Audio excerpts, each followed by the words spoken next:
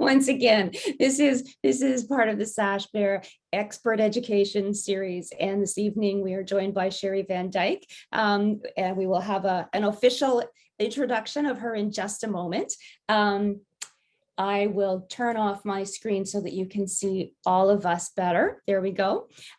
So this is a webinar. That means that your cameras are turned off, your microphones are turned off, and you are not visible or will not be heard by the rest of us. So you can feel free to move around and get up when you need to.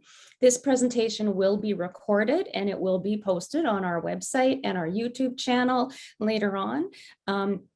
And I also want to just remind you that we will be taking questions as time permits at the end of the presentation. So there's a Q&A function in the Zoom application, which is probably at the bottom of your screen, and you're welcome to put questions into the Q&A or into the chat as we go along. If you put the questions into the Q&A, you have the option of making your question anonymous, and that's fine as well if you don't want to be identified. And also, I just really want to highlight that this is a presentation being sponsored by the Sashbear Foundation, and we are a charitable organization which provides all sorts of skills and service and support to family members and those who deal with borderline personality disorder and other forms of emotion dysregulation.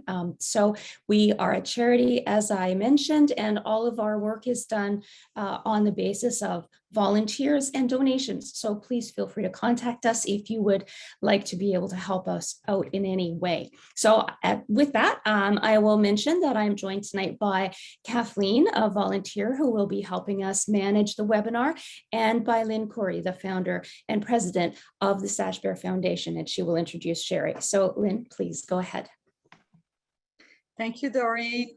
It's so exciting today to have this presentation. Sheri Van Dijk is a social worker who has been working with clients with severe mental health problems since 2000. With extensive experience in a hospital as well as community setting, Sheri now sees clients in private practice and provides consultation and training internationally to other clinicians. Sheri has extensive training in dialectical behavioral therapy and mindfulness, and has been providing DBT-informed therapy to individuals and groups since 2004. Sheri is the author of several books that focus on helping readers learn DBT skills and apply them to a variety of mental health problems. And in 2013, she published DBT Made Simple with the aim of making the therapy more accessible to both clients and clinicians. Sheri's latest book, the DBT Skills Workbook for Teen Self-Harm, was released in March 2021. Without further ado, Sheri Van Dijk. Thank you, Lynn. I did the good old Zoom speak with your microphone still muted. I just want to say a great big thank you to Sashbear for having me tonight, but also for all of the work that you guys do in the community. It's such a reassurance to know that you're there to provide support for the families of the clients that I'm working with. So I'm happy to be here tonight to talk about helping your teens with self-harm. So I'm going to just open up my slides here and we're going to get rolling. You guys can see that, right? Yep. Okay, perfect. Thanks. Okay, so quickly, I'm going to roll through our objectives here. We're going to be looking at specifically what we're talking about with self-harm, a little bit around reasons, basically helping us to understand why self-harm actually occurs. And then we're going to move into some tools to help you stay calm when you find out that your teen has self-harmed. And so the skills that I'm going to be presenting tonight are kind of twofold. They're skills to help you stay calm, and they're skills that, depending on where your teen is at, you may be able to help your teen to get re-regulated, to help reduce their propensity for engaging in that problematic behavior. And kind of through the webinar this evening, I've interwoven that idea of the importance of regulating our own emotions when we're working with teens, whether from a clinician's perspective or a parent or family member or other caregiver. The importance of being able to regulate ourselves in order to help the youth to regulate themselves. Co-regulation is how we refer to that. Okay, so first off, let's get on the same page about what we're talking about with self-harm, which you might think is a no-brainer, but this is something that there sometimes is miscommunication about. Non-suicidal self-injury is kind of the clinical term for the kind of self-harm that I'm talking about this evening. This is where we're talking about someone who's purposely inflicting damage on their body. There is no lethal intent, so they're not actually trying to suicide when they engage in the self-harming behavior. And it's also not a socially sanctioned. It's not the tattooing, it's not the ear piercing, those kinds of socially sanctioned, what some people may refer to though as self-harm.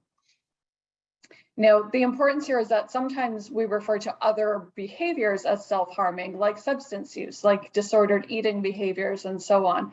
And of course, those aren't ideal behaviors. We want to certainly help, clients and teens with those behaviors as well. But that's not what we're talking about when we talk about self-harm or non-suicidal self-injury. So that acronym NSSI is how I'm referring to self-harm. I think it's also helpful for us to know to kind of normalize this a little bit, because obviously when you find out that your teen has been self-harming, this can be a really scary thing. And it's not an uncommon behavior, unfortunately, right? Especially during the pandemic. Now, I don't have pandemic rates. We know that that rates have risen, rates of suicide and self-harm have risen. What I'm just going to refer to here, though, is kind of quotes normal times, non-pandemic days, rates of adolescents that engage in self-harming behavior in community samples is anywhere from 1.5% to almost 7% in a community sample. So clients or youth without a mental health problem is what we're talking about, or a diagnosed mental health problem. In psychiatric samples, where we're looking at in a hospital setting, rates are actually as high as 60% when it comes to a single episode of self-harm, and about 50% when it comes to repetitively engaging in this behavior. So unfortunately, it's not an uncommon behavior. It does start typically, usually the age of onset is around 12 to 14 years of age. And usually what we see is that as the youth gets older, usually the behavior starts to fade, or it, they move out or away from that behavior as they get older. The problem, though, is that often they still will struggle to deal with emotions in different ways. So just because they leave the self-harming behind doesn't necessarily mean that they're recovered in managing emotions well. So they still need help with that emotion regulation aspect. Some different ways of self-harming. The top 5 ways are listed at the side here. So cutting is the #1 way that we see youth self-harm, followed by headbanging and extreme kinds of scratching, punching or hitting themselves, burning themselves. I've got some other examples at the side here as well, but these are really the main forms of self-harm. Again, this is also helpful to know because sometimes there's a tendency to misinterpret things as self-harming behavior that aren't necessarily self-harming. So thinking about the intention behind the behavior is another aspect to consider here. So why do teens self-harm? There's a lot of different reasons, as you can see here, why this might be a behavior that someone turns to. I'm not going to read through all of these, but I'll give you some examples here. And again, this is about when we can understand the behavior. It isn't necessarily less scary if this is your child that's engaging in this behavior, but it helps you see it from a different perspective. And also, of course, keeping in mind, I'm not suggesting here that you're trying to become your youth's therapist, right? But understanding can often help us move to a more accepting place where we're more able to manage our own emotions around the behavior that's happening. So some ways or some reasons rather that this behavior happens. For some people, there's a sense that they deserve to be punished. So getting into maybe some core beliefs of not feeling, like they're good enough, not feeling like they're worthy and those kinds of things. Often it provides a sense of relief or distraction from emotional pain or from a difficult situation they're dealing with. Often clients will tell me that it just gives them something to feel other than the numb feeling they've been experiencing. For some people, this actually creates a sense of pleasurable emotion in some way. So it might be a sense of peace or calm, even joy or euphoria, sometimes people report here. And sometimes it's often a way of also kind of validating the emotional pain, proving that they're not invisible, that their feelings are intense. Sometimes people also report this as a way of avoiding suicide. They hurt themselves to prevent themselves from going further and attempting suicide. Now, you'll see at the bottom here in bold, in brackets, I've got as an attempt to change others' behavior. I've put this like this because in my experience, this is usually one of the least identified reasons. I'm not saying that it doesn't happen. Sometimes people are consciously trying to change others' behaviors with self-harm. But this, in my experience, is not usually the case. Although what this is, that attempt to change others' behavior, this is often how the self-harming behavior is interpreted, right? In the work that I do in DBT, we do not like the word manipulate because it's often used as, in a very negative, judgmental, blaming way. And often people are blamed, are labeled as manipulators when they're engaging in self-harm. They're trying to get attention, those kinds of things. This is usually not an identified reason for people to engage in this behavior. Now, that doesn't also mean it's not an unconscious behavior. We human beings get trained to respond in different ways. And sometimes people do learn that they have to resort to self-harming behavior in order to get a need met. But again, I would say that's usually not one of the top reasons why individuals are self-harming. Okay, now let's get to what do you do when you find out that your teen has self-harmed? Okay, I know this is probably what everybody's here wanting. The understanding part is important, but what do you do? Step one, do not freak out. Easier said than done, I know that, okay? But here are some tips to help you not to freak out. Take a deep breath. If you have other skills to help yourself get re-regulated, use those other skills. Most of us have probably heard that saying about, remove yourself from the situation, take some space, count to 10. So you might have some go-to skills already. Whatever you can do to help yourself get re-regulated, this is going to help with that co-regulation that I talked about earlier. If you freak out, chances are your teen is going to freak out with you, or even more than what they were already. So take a deep breath. Use whatever other skills you can. Remember that talking about self-harm will not cause self-harm. So again, many people have heard this about suicide. Talking about suicide will not make someone kill themselves or start to think about suicide. Talking about self-harm is not going to cause someone to self-harm, but it opens the door for communicating about the difficulties the person is experiencing.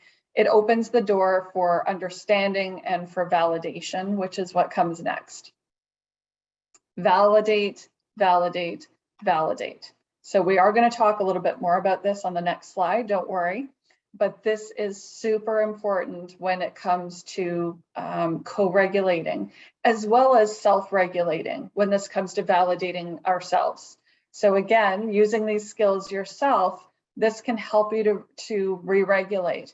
Take a deep breath, validate the emotion you're feeling, accept that you are hurt, angry, sad, terrified, whatever the emotions are that are coming up there when you found out that your teen has been self-harming. Validate yourself, and then also, as best as you can, if you can at that moment, validate your teen. And of course, a part of that is offering support and caring, right? Usually the last thing teens need, not even usually, the last thing teens need is, anger directed towards them when they're already suffering so much. Now, I'm not saying you can't feel angry, right? Let's back up for a second and go back to validate yourself. You may certainly feel angry, and that is okay, and you need to validate it. You just don't want to do your best to not lash out at the teen in this moment, right? Co-regulating. So what is validation? Let's look at this for a moment here.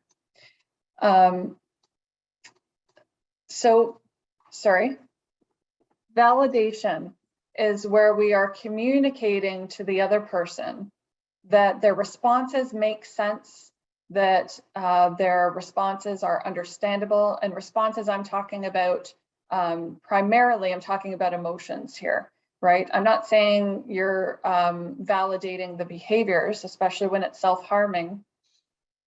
But what I'm talking about is validating the emotions. The person's emotions make sense, their thoughts make sense, and so on. So we can't always say their response makes sense, but what we can still do is communicate acceptance. So I might not be able to say, I understand why you're feeling this way, why you're feeling so angry right now, for example, but I can say, I accept that you're feeling so angry right now. Okay, so one or the other, or sometimes both. You might be able to understand and accept. We don't want to we don't want to judge, we don't want to discount or minimize. These are all examples of how we can invalidate, right? Where, we get into, you shouldn't have done that. This isn't a helpful behavior. I mean, they probably know that it's not a helpful behavior in the long run, but this goes back to it serving some kind of purpose for them, or they wouldn't be doing it, right? Not judging. I mean, shoulding rather is often judging. So not judging, not discounting or minimizing. Come on, you need to just stop this. This is ridiculous. What, you shouldn't be doing this kind of behavior. So we want to move away from those judgments. We want to remember that when we are invalidating someone, we're actually often contributing to the emotional dysregulation. We're contributing to the emotional arousal the person's experiencing.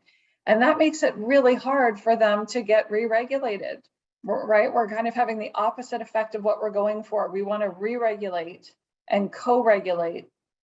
And what we're doing is actually increasing the dysregulation.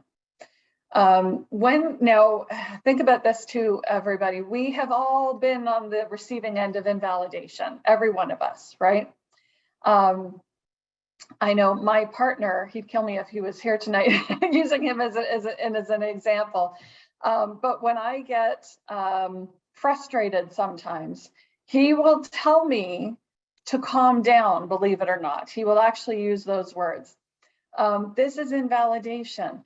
He has the best of intentions. He doesn't like to see me frustrated, annoyed, whatever it is.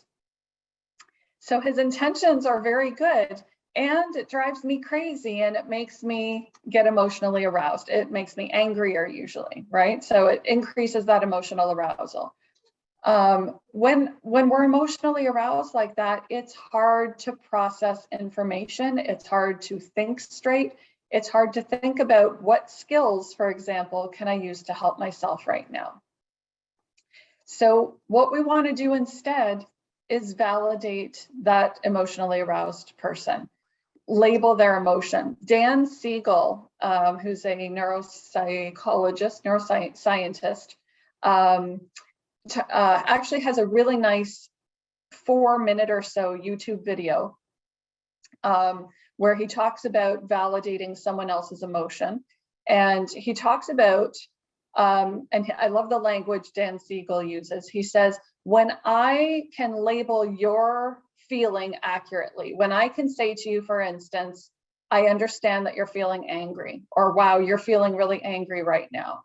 As long as I've got the emotion accurate, your brains, your upstairs brain, Dan Siegel says, your upstairs brain squirts soothing chemicals on your downstairs brain. And that helps us to get re-regulated. So this is co-regulating. Validating your emotionally aroused teen, naming the emotion for them helps to reduce the intensity of the emotion and is soothing. Now, by the way, validation doesn't always go over well for everybody. I know I've worked with some parents and they're like, my teen tells me to screw off when I'm trying to validate, right?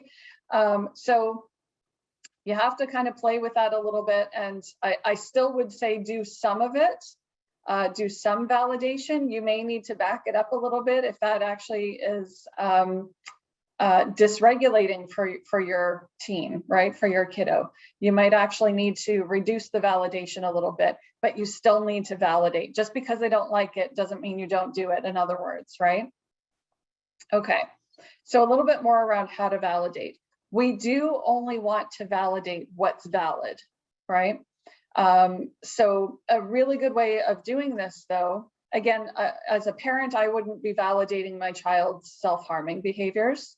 But what I can validate is the extreme emotional response, for example, that led to the self-harm. So the example I've given you here is, I get it is so hurtful when your friends exclude you and you don't know what else to do right now with those really intense feelings.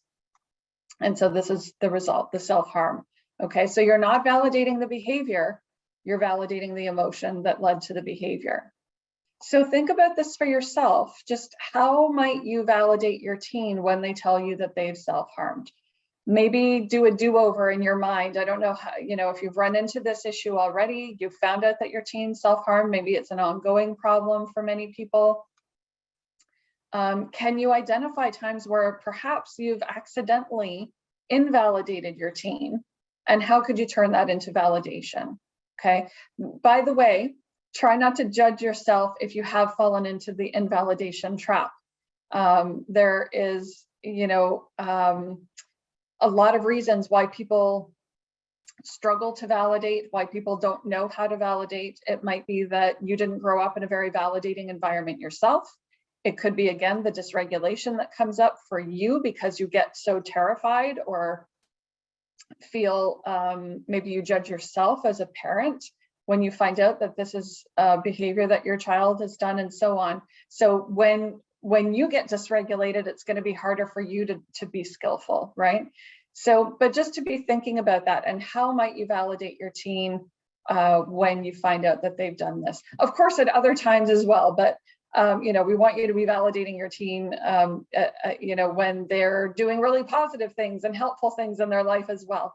But this is one of those times where it's especially difficult to validate.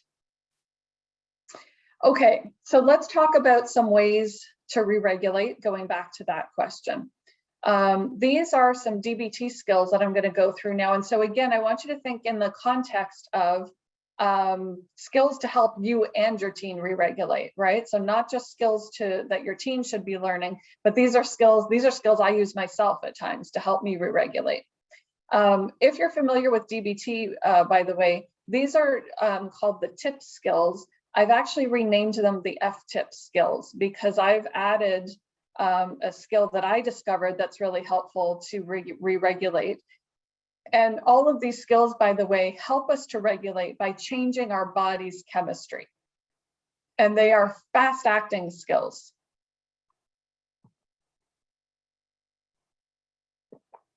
So the forward bend, if you have ever done yoga, you probably know the forward bend. If you haven't, don't worry, you're just bending over as though you're trying to touch your toes. And the idea here is that when we get our head below our heart, this activates a system in our body that's called the parasympathetic nervous system. And that system acts as our brake. It slows us down and helps us to re-regulate that emotion. Okay, so doing a forward bend is a really nice way of getting re-regulated. I tend to get my clients to stay down there for about 30 seconds, or if I'm doing a forward bend myself, I just probably 20 to 30 seconds. And I might also pair this with a breathing exercise that I'll talk about in a minute. Before we get there though, I'll talk about the tip skill. This is a fabulous skill. Tipping the temperature of your face, and this is using cold water. So now, not everybody can do this. If there's an aversion to cold water, or if your teen has their hair and their makeup done and they don't want to get their face wet, they're not going to want to do this. Or they might not have access to cold water, or you might not have access to cold water. But tipping the temperature of your face with cold water I tell my clients, go to the nearest sink when you notice an emotion starting to come up and getting intense. Go to the nearest sink and stick a plug in the sink, fill it up with cold water, tip yourself over and stick your face in the cold water. The combination of the cold water on the face, holding your breath, and tipping your body over activates a system in our body that's called the mammalian dive reflex. This system actually diverts the blood flow from our extremities to our heart and our brain, as well as oxygen, and it helps us to quickly re-regulate emotions. Now, another problem with this skill, not only do you not always, you might not always be able to use it, but if your teen or if you are on beta blocker medications, or have low blood pressure or a heart problem generally, or if there is disordered eating, so restricting anorexia, bulimia kind of behaviors, you can't actually use this skill in those circumstances. The reason, it kind of speaks to the efficacy of the skill, the reason is because it can actually drop you like a stone. You can pass out. Okay, so the tip skill, tipping the temperature of your face with cold water, really fast acting, especially with the more intense emotions. And this is a really nice way of getting re-regulated. Both of these skills, by the way, they kind of open up a window. The forward bend lasts it lasts for a briefer period of time. The tip skill lasts for about 5 to 15 minutes.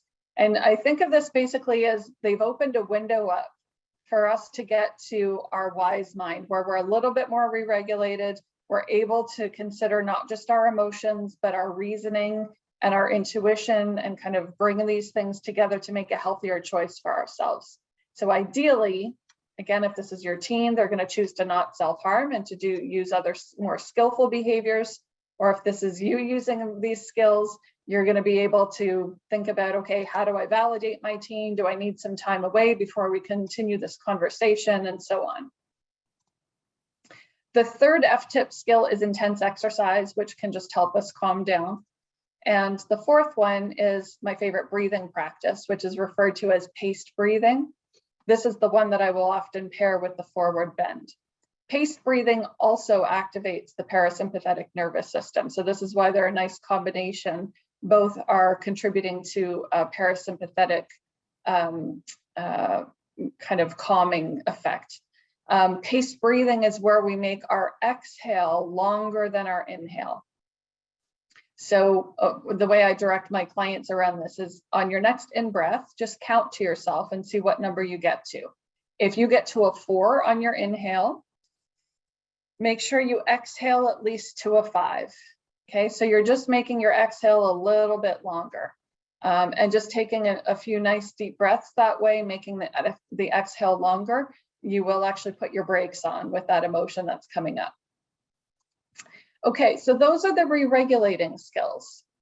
I also wanted to talk a little bit tonight about improving self-care using strong skills, which are essentially lifestyle skills.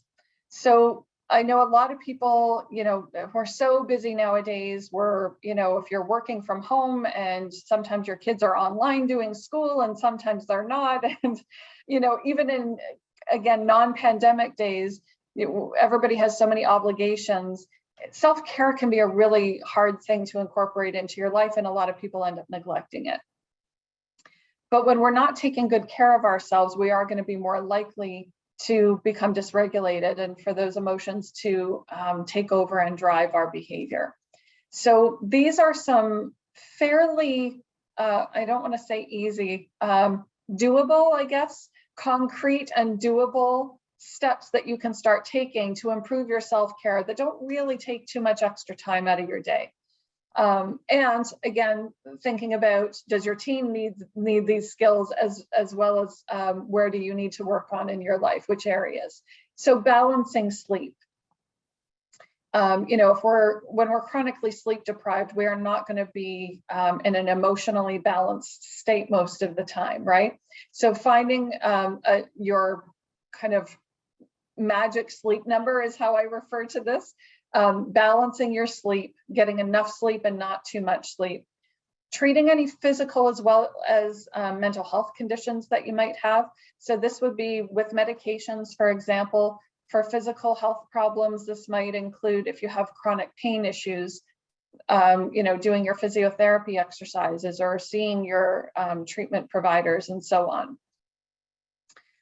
For mental health problems, again, of course, taking medications as prescribed and doing psychotherapy or, you know, whatever else might have been prescribed in terms of treatment for that issue. Reducing or eliminating drugs and alcohol is going to help us to manage the emotions more effectively. These are, of course, mood altering substances, and we don't have control over how they alter our mood, right? You know, eliminating substances like that, or at the very least reducing them, is going to give us more ability to manage emotions. Doing one thing every day to build mastery. This is a skill that has us doing an activity that helps us feel like we're accomplishing something, or that gives a feeling of being productive or fulfilled. Essentially, we get the feeling of pride maybe in ourselves for what we've accomplished. We feel good about ourselves for what we've done. This might not be something that we like to do, by the way, but we feel good about ourselves for the fact that we've done it. Okay, that also, so it not only improves our ability to manage emotions over time, but it also will contribute to feelings of self-respect and self-esteem. Balancing nutrition, making sure we're eating enough and not too much, same thing, right? And and nutrition, I'll also add things like paying attention to how much caffeine we're ingesting, how much sugar. You know, thinking about if you're already an anxious person, or if your teen is, then caffeine and other stimulants is actually going to speed you up further typically, right? Which again, will make you more vulnerable to those intense emotions. And getting exercise. You know, there are guidelines around, you know, 30 minutes a day or whatever. My philosophy is anything more than what you're doing now is going to be helpful. So even if that means, you know, taking the stairs at work instead of taking the elevator, anything more than what you're doing now.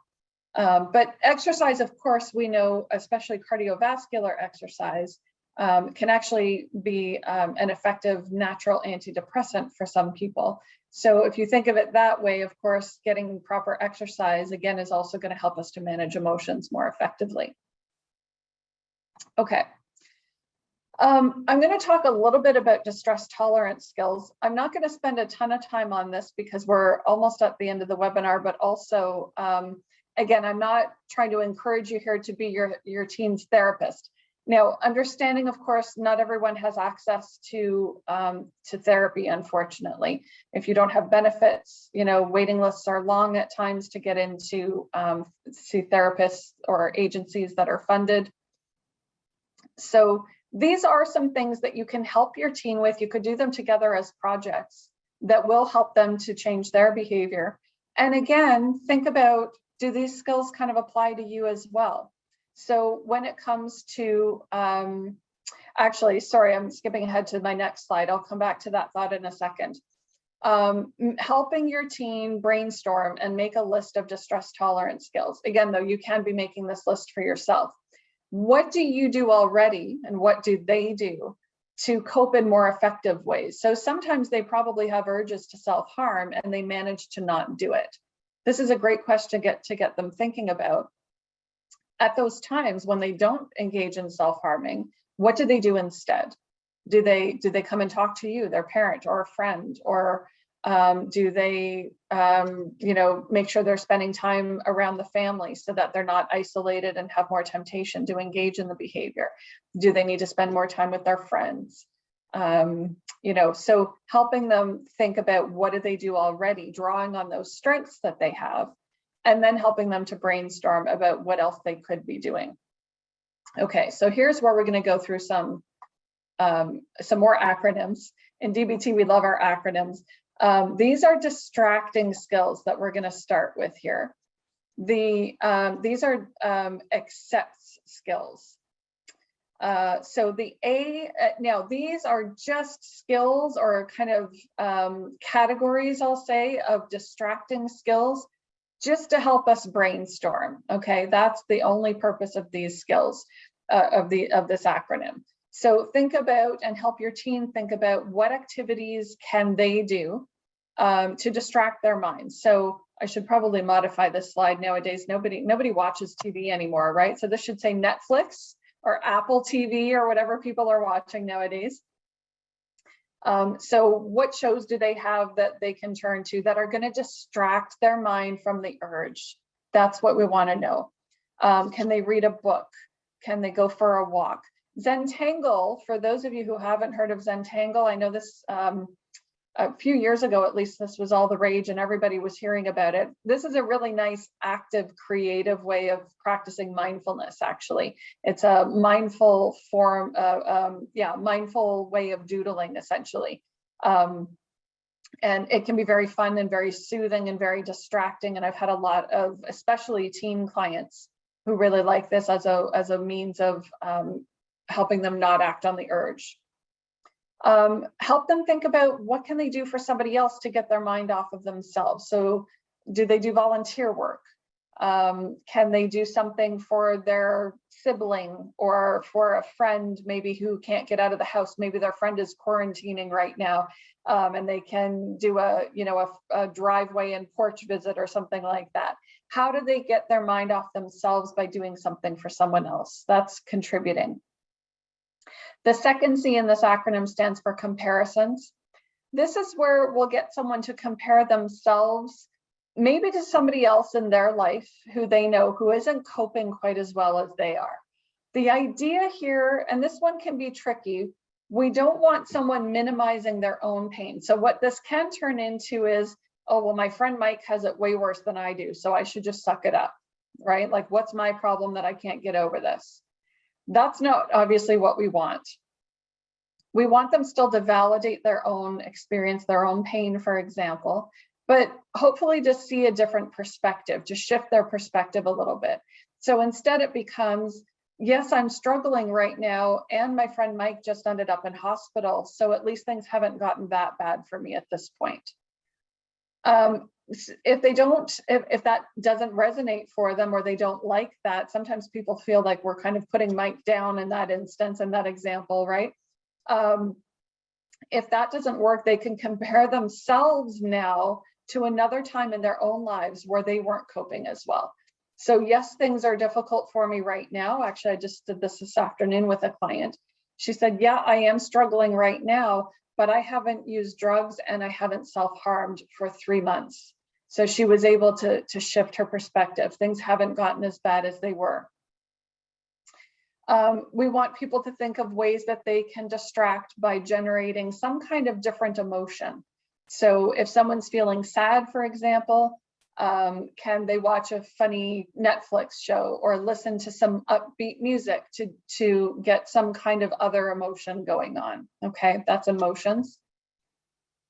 Pushing away, there are a lot of ways that people can push away, but this can also become avoidance. So we need to be careful with this one. But some people will have a container that they've created in their mind, an imaginary container, and we can put something into the container. It's there for temporary storage. Or this could be you take yourself in your imagination to a safe place, a secure place, some place in your mind where you can relax and get away from the problem. Some people are really good at doing that pushing away. So again, you want to be careful with that, because in the long term that becomes avoidance. But this is kind of just compartmentalizing, right? We don't always want to be thinking about that particular problem that we have in our life that we can't solve. So we want to push it away temporarily. Finding ways to generate neutral or even positive thoughts to get the person's mind off of the urge that they're having or the crisis they're experiencing. So singing your kid's favorite song with them, or saying a mantra, coming up with a mantra, or if you're spiritual or religious, maybe a prayer that you have that they might find soothing. And then sensations, physical sensations. So what can they do to get themselves focused on their body to get them out of the emotional focus that they're currently in? And then we've got self-soothing skills. Okay, so these skills are all about how do you soothe yourself with your 5 senses.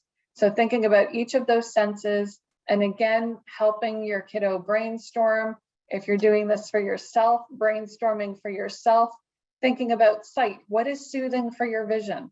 If you like flowers, maybe you could pick one flower, or you buy one of those little bouquets of flowers at the grocery store, and you put it in your kitchen so that you can see it regularly. Touch, here's a good tip for people too. Hugs are wonderful. If your youth will let you hug them. So a hug actually generates oxytocin, which is one of the love chemicals essentially in our brain. So hugging is kind of double whammy. It's soothing, and it can help with that co-regulation that I've been talking about. Okay, so you can go through each of those senses, come up with, again, for yourself, help your teen with this, and make that list of self-soothing skills. These are also good general self-care skills. So we talked about self-care a few minutes ago. These are helpful skills during a crisis, but they also are just ways of taking care of ourselves in healthier ways. And so the more we do self-care skills like this, again, the more we will be able to manage emotions in the long run. Okay, I think this is the last skill I'm going to talk about, and I just like to include this here because I think this is important for us to remember as family members, as therapists, but also for the teen themselves. Dialectical abstinence. The idea behind this skill is that, of course, we want to eliminate the problem behavior, the self-harming behavior. That is the primary goal here, right? We don't want the teen to resort to that behavior again. But we also have to understand that people typically aren't going to be perfect at this, that there will be lapses along the way as they're working on eliminating the behavior. And so the idea with dialectical abstinence, often what can happen is the teen self-harms, and then they feel guilty and shame, and maybe there's an argument with family. They feel like they've disappointed people, and that actually contributes to another episode of self-harming, right? Which contributes to more guilt and shame, and maybe more conflict, which contributes to more self-harming. So they get stuck in this vicious cycle, right? With dialectical abstinence, the idea is that the teen radically accepts. They accept, it is what it is, I did this, it's over, I can't go back and change it. And now I'm going to get back on track and start using skills right away, okay? And as family members, as clinicians, as caregivers, we can join the teen where they're at with this, practicing dialectical abstinence. Okay, this happened. We can't go back and change it. What are we going to do to help prevent this from happening again? And how do we get you back on track? What do you need? Okay. So instead of the ruminating, the self-judging, and triggering that vicious cycle.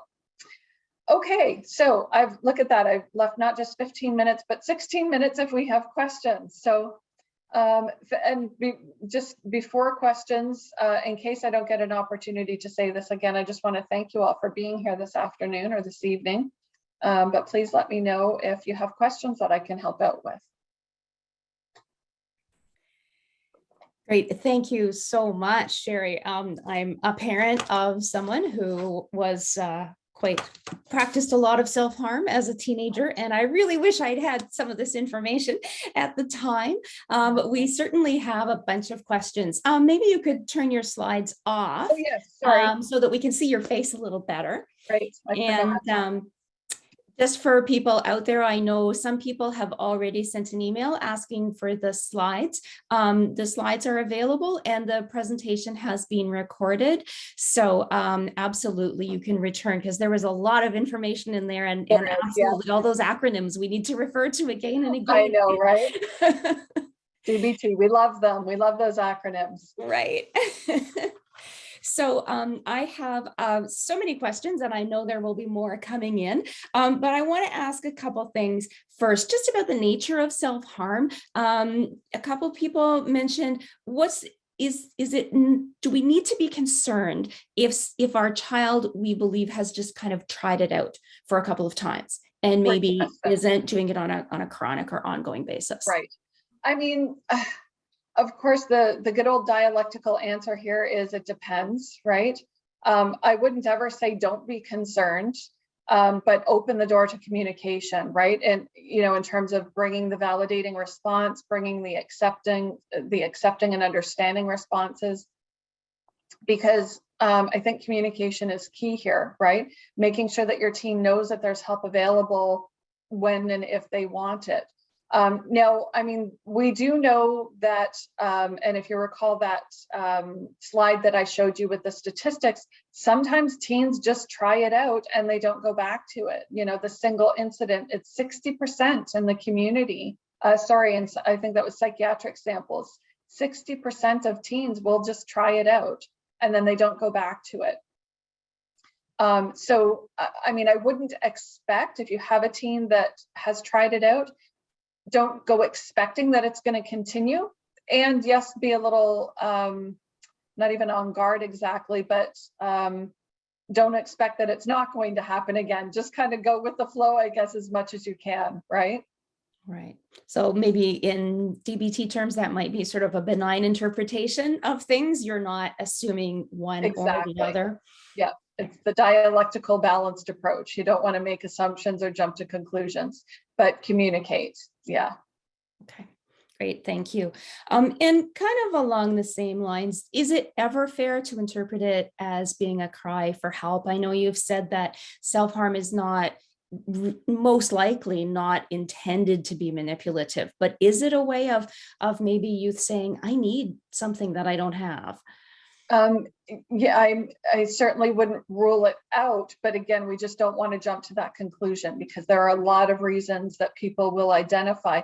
I think the best bet is to ask your child, ask the teen, do you know what drove this behavior?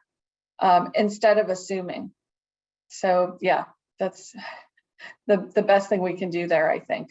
Right. Keeping those lines of communication open. I think that's one of the first things you said was about opening the door to that. Yeah. And again, letting them know that you want to understand, because I think the big thing that can happen is when we jump to the conclusion is that there's this sense of, I know why you did this. And again, it can come across as quite blaming. Even if we're trying to be supportive, it can be interpreted when we're making that assumption versus, let's talk about this. Why do you know why this happened? And being curious about it instead. Right. Okay, thank you. Is there any sense in which youth who practice self-harm on a regular basis, are they becoming addicted to it, or is it like a dependency in some way? I mean, I wouldn't really label it as a dependency or an addiction. I think the problem there, though, is that they don't know how else to manage the emotions. And so it becomes kind of their fallback, right? It becomes their coping mechanism, essentially.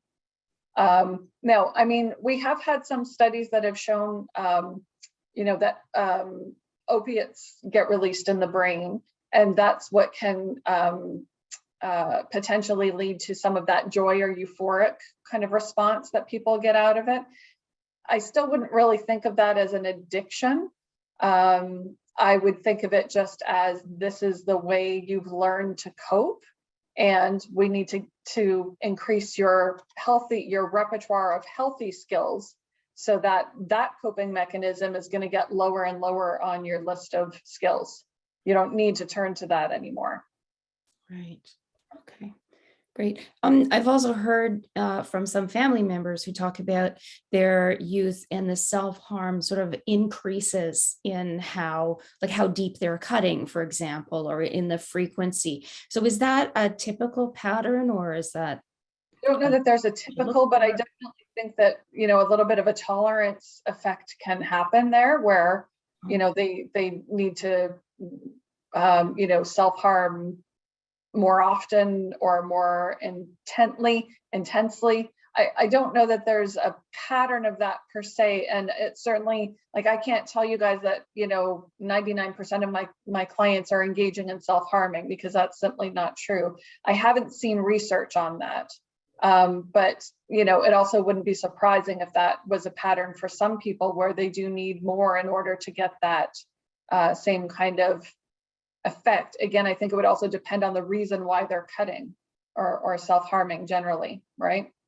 Right. Okay. And so then no matter what the situation is, it's about trying to find other ways of managing, like that distress tolerance piece is really sort of the first approach, because those are the alternative coping skills that would really help them. Okay. Yeah.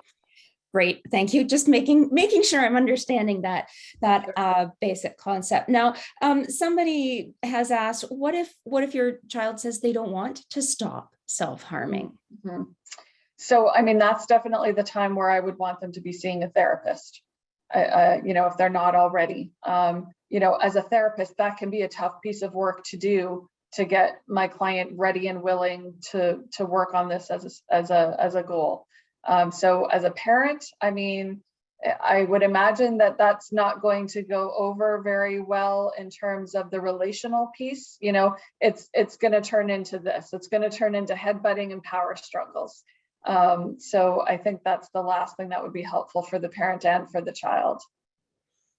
Right. So a third party who's neutral and has the skills to help them. Okay. Yeah, exactly. And I think this is probably a similar situation, but someone else asked about a situation where I'm not quite sure how to describe it, but just simply for, you know, where the child is saying, well, would you rather that I, you know, use drugs or harm in this way or harm in that way? Or don't you understand that I'm doing this so that I don't make a suicide attempt? So it's almost like something's being held over the parents, or that responsibility is being passed to them. Yeah, I mean, I wouldn't actually see it in that way. I would see it as this is the reason that they're identifying, I'm using this to prevent me from doing these things that they see as worse, right? Potentially, if that's the truth that they're sharing. In which case, as the parent, I would still be saying, it's great that you're not using drugs and that you're not attempting suicide, and cutting is still a problematic behavior. And sorry, self-harm, I still refer to it as cutting quite often, but you know, self-harm is still very problematic. Self-harm, and this I'm not sure if I would throw this out as a parent.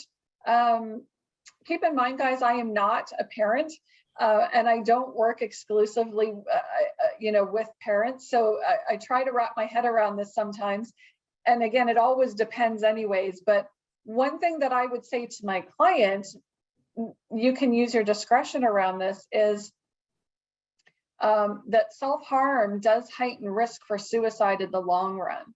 We know that from research. And this is one reason why we really, you know, why this has to be targeted as a problematic behavior in therapy. So it does heighten your risk for suicide in the long run. We need to get you help, whether it's for, you know, addiction, drug and alcohol behaviors, whether it's for a suicide attempt, whether it's for self-harm. It doesn't matter. All of those things are essentially used for the same purposes quite often, which is emotion regulation. So I would keep boiling it down to, you need help to help you manage the emotions more effectively, so you don't need any of those problematic behaviors. Okay, great. Thank you. That's very helpful to me. And another parent has asked, what if you know that they are self-harming, but they're hiding it? Is it better, like the parents sort of feeling, is it better to kind of allow them to hide it, or is it better to confront them about it? Yeah, so if I think about this, if this was my child and I knew, I wouldn't let them continue to self-harm. Knowing what I know about self-harm, I would gently try to have that conversation, not try, I would gently have that conversation with them.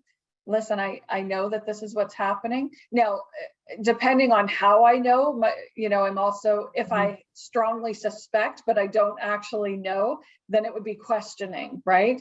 I think this is what my gut's telling me. I've seen these scratches on your arm and this is what I'm worried about, versus, I've seen your razor blade kit in your bedroom or whatever, right?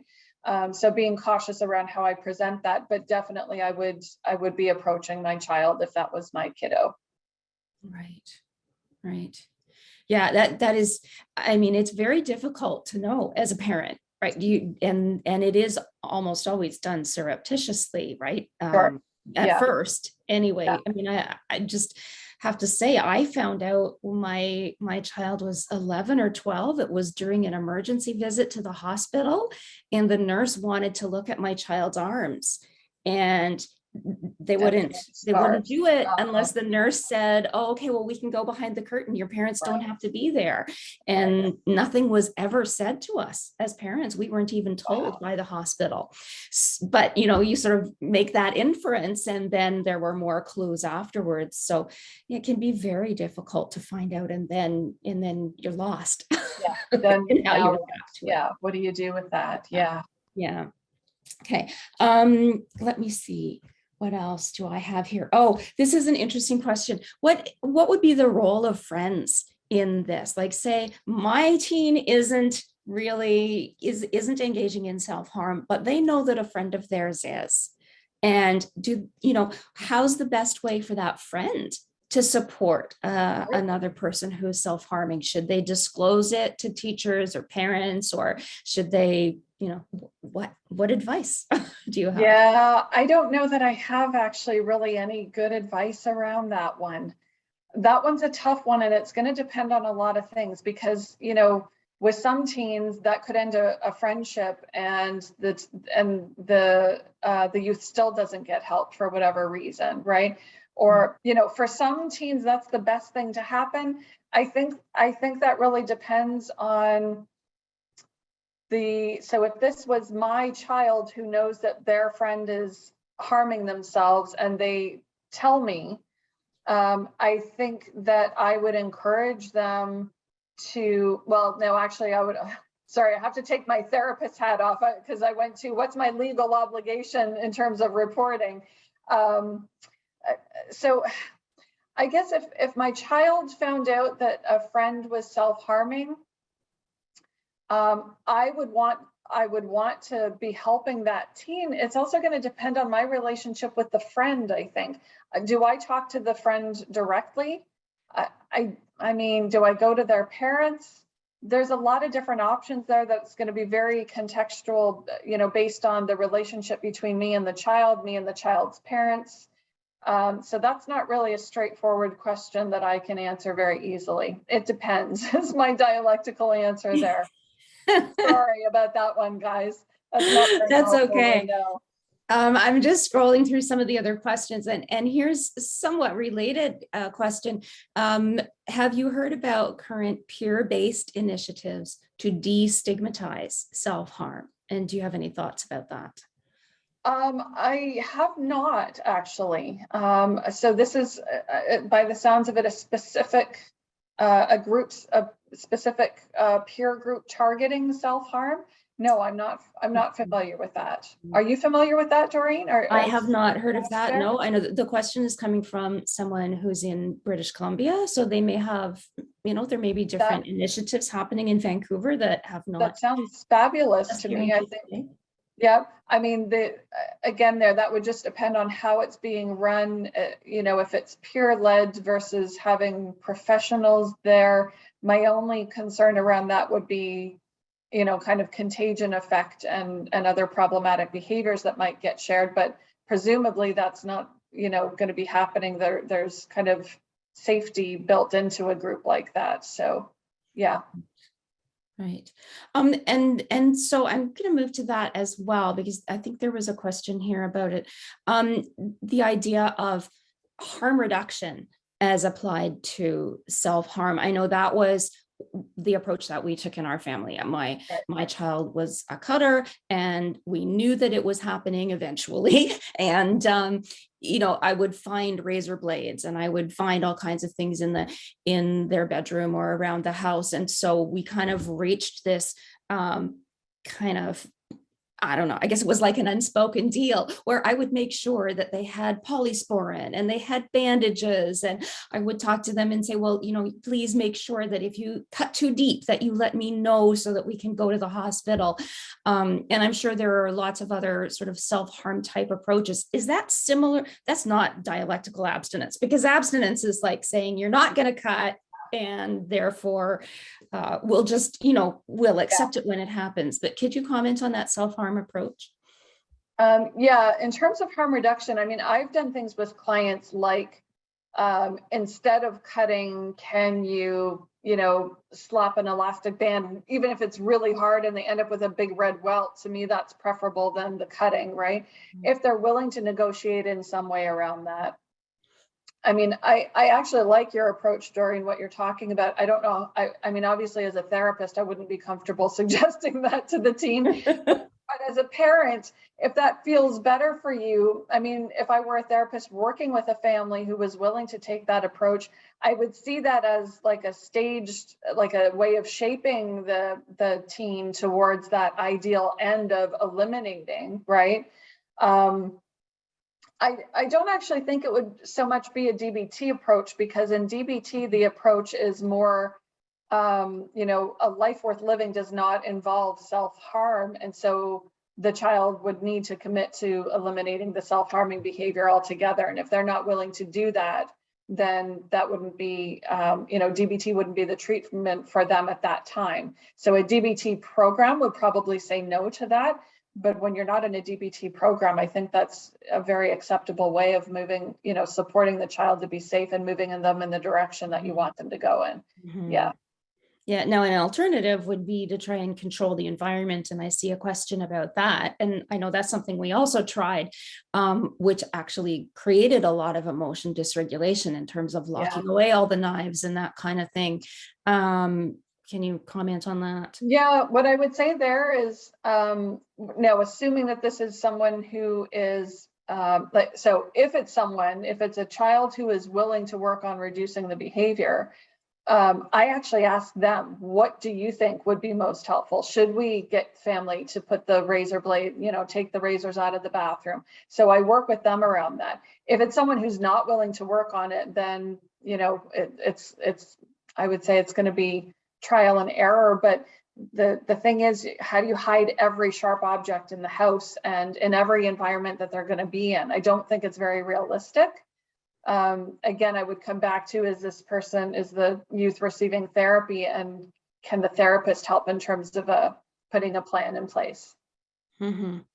Yeah. So ultimately it comes down to that communication piece again. Great. Oh, I wish I'd had you 10 years ago.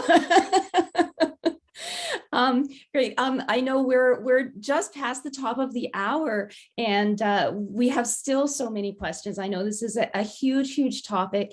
I want to just close with one more question, which is about the trajectory of self-harm. Do you see it continuing into adulthood? And is it common for adults also to self-harm? So it's not uncommon for adults to self-harm. If you recall early in the presentation, I talked about the fact that teens typically do move away from it. So it starts, the onset usually is the 12 to 14-year-old range. As they get older, they often do leave the self-harming behind, not always. I do see a lot of adult clients who still self-harm, or who self-harmed as a teen, and at some point they experience, a lot of dysregulation as an adult, and they revert back to the self-harming again. So it's not that it's unheard of in adults, but it is most common in youth from 12 to 17, I believe I said. And, it is a behavior sometimes I think people just go back to. But often, and again, this is why emotion regulation work is so important, because often, even when teens outgrow, so to speak, the self-harming, they end up engaging in other problematic behaviors to replace the self-harm. So whether that's the substance use or the disordered eating, or, you know, whatever other problematic behaviors they turn to, but it just becomes kind of replacing that one behavior with another one. And again, it comes back to the emotion regulation piece, because it's Yeah. whatever, They don't know how whatever else they're to choosing in that emotions. moment. Okay, Yeah. great. Okay. Yeah. Okay. I do think we're going to leave it there. I want to remind everybody who's out there that the presentation is being recorded, including the question and answer period. It will be posted on the Sashbear website, and it will be posted on the YouTube channel for Sashbear Foundation. And Kathleen will be putting those links into the chat for you to find them. Sheri has also graciously agreed to share the slides so that you can have all of those acronyms for reference. So you can email myself, and Kathleen has put an email address again into the chat for people to email, and we can provide you with the slides. So I think we're going to have you back, Sheri. I want to say thank you for having been here today. And I know Lynn would also like to say some closing remarks. Thank you, Doreen. Yes, Sheri, thank you so much for this presentation, really invaluable information. And as you can see, like, people really like got into it and got a lot of information back, because there's a lot of question. And great. thank you, and really like find this presentation. I think, like Doreen said, I think we're gonna need to have you back, so then there'll be a part 2 to all this, right? Well, thank you guys for being here. I appreciate it, and I hope it was helpful. I'm sure it was. Thank you again, and good night, everybody. Thank you, Doreen, and thank you, Kathleen, too, for all the help to doing this. Thank you. Good night, everyone. Thank you for being with us tonight.